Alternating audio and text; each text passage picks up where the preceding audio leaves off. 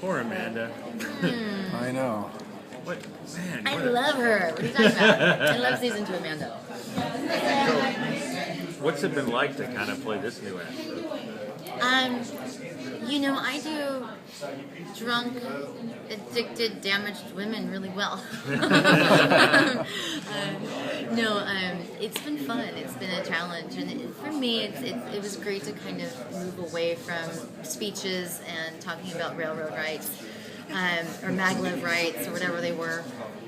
To move into some of the more emotional side of the character. I mean, I think season 1 we saw a lot of the veneer of Amanda, and we didn't really get to see the underbelly of her. And in season 2, I mean, she's just on her back with her legs split, showing your underbelly. So, Yeah, that's cool. Do you think she's going to recover from where she's at right now? yeah, I mean, we saw in this last episode that she had quit the Adreno for 2 weeks, and she is definitely trying to pull her life back together. She'll never give up the scotch. What about more of her backstory? Wait, what? I'm sorry, go No, ahead. you go ahead. I was in the backstory. What about more of her backstory? We're going to find out a little bit more about Amanda's backstory. Yeah, we definitely get to see some more in some upcoming episodes, and then as Kevin said, if we get a season 3, he plans on exploring Amanda's story, her backstory in season 3. Are you relatable to her? I relate to kind of her drive and her kind of that just being so driven career-wise.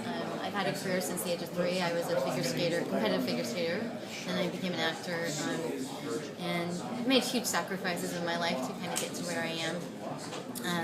So I relate to that. As far as the addiction part, I mean, I don't have personal experience with addiction, but it's amazing the research you can find on YouTube and what you can see. And I have friends. I have friends that have had struggles with addiction, and spend some time speaking to them as well, and listening to their stories and listening to how drugs affect you physically. It's not just I mean, there's one scene, and I'm so proud of this scene where I go and ask Pottinger for the Adreno, and my lip was twitching, and it was kind of like, it's like she wanted it so bad she could almost taste it, and I really wanted to reveal someone had told me that that's what it's like when drugs are in front of you, and like you're just waiting for that fix, and you want it. It's like you can already taste it before it's in you, and you're just like, and so I was really trying to create that like need. What do you like about the character, and what don't you like about it? What do I like? I like damaged Amanda. I like this dark underside of her. What I don't like, I don't like speeches. I'd be perfectly happy to never give another speech ever again in my life. You give enough of them, yeah.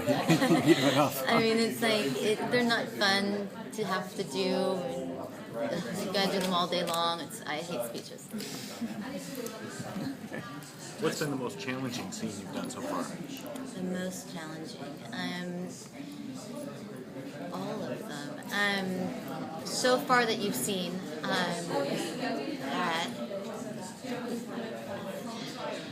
I would say all of episode 5 was extremely challenging. The whole ego implant and the addiction and all of that. Because there's so many scenes within that. And even the scene with Pottinger where I reveal the rape. I mean, I wanted to make it. I didn't want it to be I didn't want it to be like. When you're given a very dramatic story as an actor, sometimes it's more heartbreaking if you play against the drama, because if you play into the drama, it becomes melodramatic. And so to try and play against it and find those moments where she could kind of smile, and even though it's so painful what she's saying, to find that bit of hope within it. And it was a real balance, and plus, we're supposed to be high, so we're high, and I'm revealing this story, and, it was such it was like a juggling act, but very small. It was like kind of like you're just like little pressures here and there. And I remember our director Alan Parker was so amazing, and we got to shoot it a lot and do a lot of coverage on it to just get the right tone of it. Because I didn't want it to be like, okay, now here Amanda's going to launch into her story now. You know what I mean? So it had to really come from an emotional place, and it had to be emotional, but at the same time, like she didn't have to relive it. You know what I mean? And so it had to be alive, and then they're high. So it's like, how do you put all those elements in it? And it was great. And then we were sitting in chairs that turned, that swiveled, and so we were swiveling a little bit too, like in the right places, and trying to find the moments where like you look away and where you like make eye contact. And it was fun, but challenging, scary. Has Amanda been the most challenging character you've had to play so far? Or at least up there? Yeah, definitely. Definitely. I mean, every character is a challenge, I think. No character is fully me, you know, and that would be boring. No one's writing a story about me. I'm boring. So every character that's written, I mean, there's something dramatic in their lives. There's something that's going on that makes them interesting, and you have to create that. So every character is a challenge. You know, let me ask you, you've been part of some huge shows. Obviously you're on Buffy, Dexter. Is there anything you took from those roles that kind of help you like develop your role in Defiance? You know, every job I have, I learn from, and I learn something new about myself. Characters teach me. It's like interesting. Characters inform me as well as much as I inform the character, and so there's certain lessons you take away. Buffy and Angel was like being in graduate school. And I was right out of college, and I really felt like I was in the best graduate acting program ever, working with Joss Whedon. I mean, it was amazing, and the challenges that they put in front of me every week were different. And Darla was such an epic, exotic character. I mean, she was 400 years old. And they allowed us to play. They allowed us to make choices, and if they failed, it was okay. It was like you could just make a choice, make a strong choice. And so it was one of the best experiences I've ever had.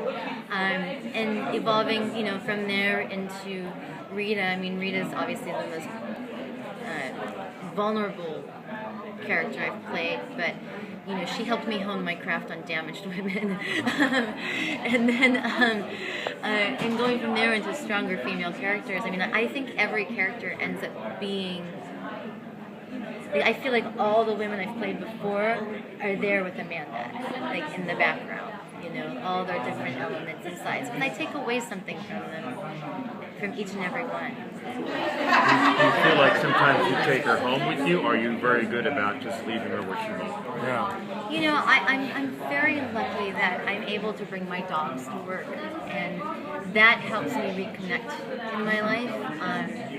It helps me, you know, I go back to my trailer and there's my puppies, and they don't know what I just did, and they're jumping up and down, and they're excited to see me, and you can't help but all, you know, and then, you know, then you gotta take them for a walk, and you gotta clean up their poop, and you're back into real life, you know what I mean?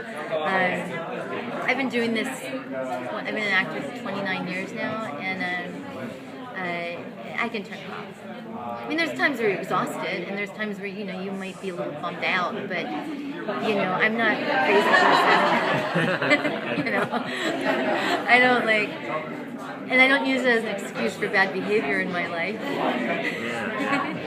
You know, just because I'm being an addict doesn't mean I actually have to go out and become an addict. Exactly. So, I'm not that kind of actor. So shows like Buffy and Angel have such a rabid fan base. How have you found the fan base for Defiance? You know, it's a lot of the same fans. I mean, I like to joke around and say the Buffy and Angel fans grew up and became the Dexter fans, and then they all kind of followed me over to Defiance, which is awesome. I love that. And it's why I like working in genre shows, is that the fans are just as passionate about the show as we are making it. And they're loyal, and they're faithful, and they're devoted, and I love that, you know. So it's great. It's been fantastic. Do you play the game? I don't. I'm way past the gaming age. I'm 42. I mean, let's face it. I'm not a game. I mean, not that if that means anything. I just never. I played Pong, Asteroids. Have you tried the game? I did. I can't. The controls nowadays, it takes talent. I mean, it takes like a 7-year-old to be able to do all of that and look at the screen at the same time. I'm like, I look down and I'm like, I don't know what my right hand's doing from my left hand, and I don't know, like, and then I have to watch. So Do you you have have any teasers for us for the No, rest of the season? I can't tell you anything.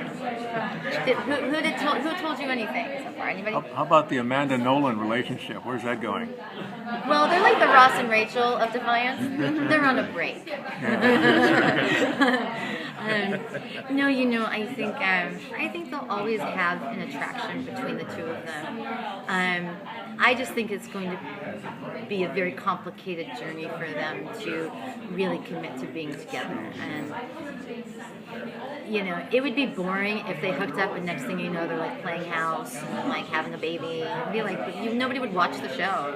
It's so much more interesting to kind of put them together, pull them apart, put them together, pull them apart, and Fighting. like wonder, you know, is this the episode they're gonna get back together? It's like it's better to kind of do that. So that's what's gonna happen. Agreed. I think eventually they'll end up together. Eventually, But yeah.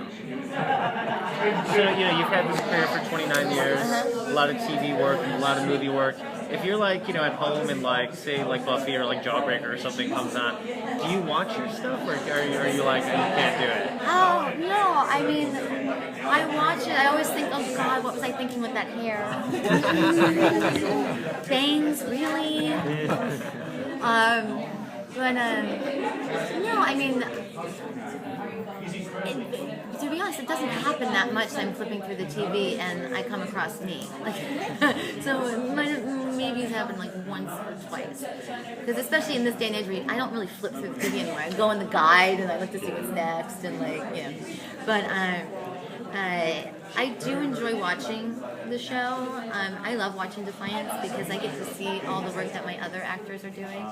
And for me, when I watch myself, it's more like watching a home movie. I'm more like, and my husband hates this, but I'll be like, oh honey, that was the day that Bamboo got sick and I had to race him to the vet after work, emergency vet. Like that was the scene, I was showing that scene and then I like, come back to the trailer and he was like choking and like, that was, and he's like, I'm trying to watch the show. And I'm like, yeah, but that was the day that happened. So it's hard to kind of watch my stuff and be involved.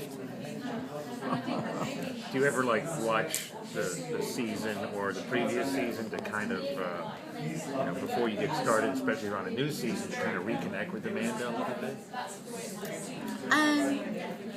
Yeah, I mean, I it's such a bad memory. And especially because during hiatus, I do other jobs as well. It's hard to kind of remember what happened, and so it is good to kind of recap a little. I have just from prep for like publicity purposes, I have extensive like outlines of the whole season. So I will go through and look those over just to remind myself what happened. So we do have such long hiatuses. It is hard to remember. Kevin was talking about like during season 1, episode 6, it was I'm like, and because we shoot 2 episodes at a time, they really do run together. So I can't remember like what happened in specific episodes. So I have to watch. So do you have the arc for this season already? Yes. Yes. So you know what's going to happen, but you can't tell us. No, I can't tell you. They'll kill me in real life, not on. No, I don't want to spoil it. I know. It wouldn't be the same. How have they been enjoying the con? Good. I mean, I came in yesterday. Traffic was a nightmare. Oh, yeah. And went hit a couple parties last night and had a good time. And then today just been doing press. I like the Defiance picture at the Sharknado party. That was fun. Oh, wasn't that cute? That was really cute. That was cute. That was fun. We had a great time at that party last night. I stayed up a little too late. I kept saying, oh, I have to, at midnight I turn into a pumpkin. I have to go to bed at midnight. Then it was like 12:15. I was like, 12:30 I turned into a pumpkin. And then it was like, oh, who am I kidding? It's going to be like 1 before I get back up to my room. Any film projects coming up for you? Yeah, I just wrapped a movie called Havenhurst. It's being done by the producers of Saw. It's a horror / psychological thriller. Super cool film. It's why I went brunette. And I'm really excited about it. I got to do some crazy stunts, like crazy stuff. So I'm excited about it. Great.